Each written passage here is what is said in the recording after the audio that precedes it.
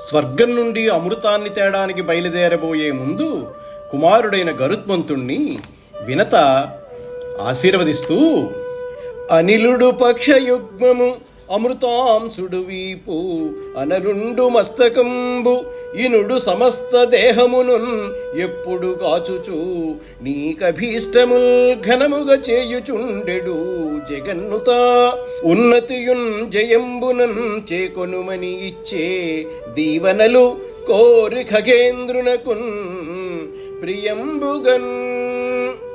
ఇంద్రుడితో కోరి అమృత భాండాన్ని తీసుకురావడం అంటే సామాన్యమైన విషయం కాదు. వారు అస్త్రాలు శస్త్రాలు ప్రయోగిస్తారు. పిల్లవాడి శరీరం ఎక్కడ చొక్కిపోతుందోనని అమ్మ మనసును చూపిస్తున్నారు నన్నయ్య గారు. వినత ఏమని ఆశీర్వదిస్తున్నాదంటే, వాయువు ఎల్లప్పుడూ నీ రెక్కలను కాపాడుగాక, చంద్రుడు నీ వీపును పృష్ఠభాగాన్ని రక్షించుగాక, అగ్ని నీ శిరస్సును రక్షించుగాక, సూర్యుడు నీ శరీరాన్నంతటినీ రక్షించుగాక అని. అమ్మ పెట్టిన రక్ష ఏదుందో అది సాక్షాత్తు పరబ్రహ్మం చేసిన ఆశీర్వచనమే. ఇక్కడ ఉన్న ధర్మసూక్ష్మం ఏంటంటే, అమ్మ చేసే ఆశీర్వచనానికి అంతటి శక్తి ఉంటుంది. పాములు గరుత్మంతుడితో మాకు అమృతం తెచ్చి ఇయ్యి అన్నారు, అంతే తప్ప నీవు మాతో అమృతాన్ని తాగించు అనలేదు. అలా అనుంటే కథ ఇంకోలాగుంటుంది. అమృతాన్ని తేవడమే కాకుండా పాముల చేత తాగించే బాధ్యత కూడా గరుత్మంతుడిదే అయి ఉంటుంది. అదే భగవంతుడి అనుగ్రహం అంటే గరుత్మంతుడిపై ఉన్నది కాబట్టి వాళ్ళు ఆ విధంగా అడగలేదు. గరుత్మంతుడు బయలుదేరే ముందు తల్లి దగ్గరికి వెళ్ళి ఆకలిగా ఉంది, ఆహారం పెట్టమన్నాడు.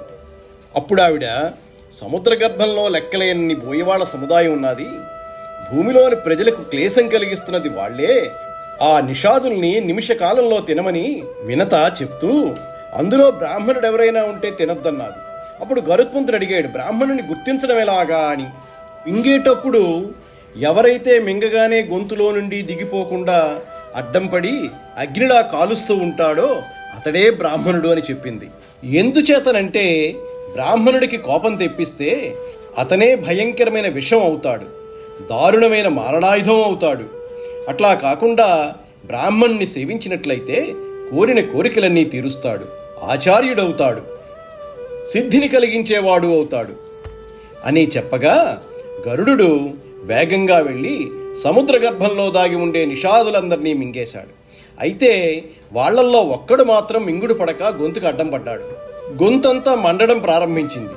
అప్పుడు గరుడు, నా కంఠంలో ఎవరైనా బ్రాహ్మణుడు ఉంటే వెంటనే బయటికి రావాల్సిందన్నాడు. అప్పుడు ఆ బ్రాహ్మణుడు, గరుత్మంతుడా, నేను బ్రాహ్మణుడినే, నా భార్య నిషాదవనిత, ఆమెను విడిచి రావడం ధర్మం